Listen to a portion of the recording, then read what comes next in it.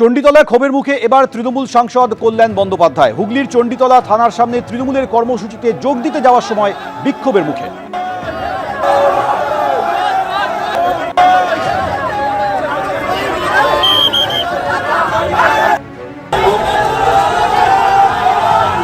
কথা শোনার মতো আইসি এবং এসডিপিওর ক্ষমতা নেই, যাই জন্য আইসি এবং এসডিপিও পালালো, বিজেপির লোককে দান করিয়ে দিয়ে পালালো, সুমোটা কেস করুন ভয়ে পালালো, আইসি পালিয়ে গেল ভয়ে।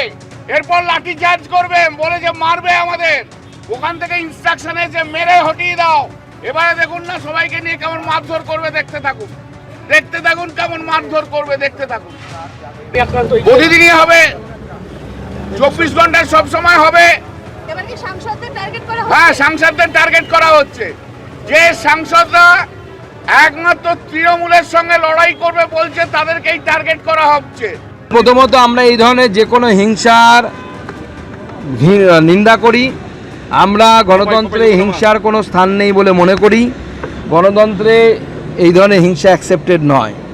কিন্তু আমি বলবো তদন্ত করে দেখার জন্য যে ঠিক যেরকম অভিষেক ব্যানার্জির ঘটনায় দেখা গেল তৃণমূলের লোকেরাই জড়িত, কল্যাণ ব্যানার্জির ক্ষেত্রেও তারই গোষ্ঠীতে দ্বন্দ্ব চলতো তাদের এতদিন, সেই অপোজিট গোষ্ঠীর কেউ করেছে কিনা।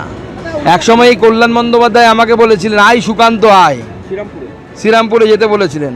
এখন উনি বুঝতে পারছেন কত ধানে কত চাল। সুকান্ত তো বহাল তো বিয়েতে ঘুরে বেড়াচ্ছে।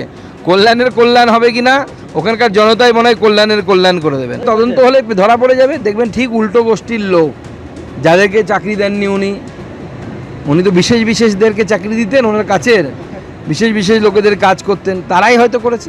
উনি লোকসভার ভেতরেই যা নাটক করেন থানায় তো আরও বেশি করবেন। লোকসভাতেই যে এত কিছু করতে পারে সেটা থানায় করবেই।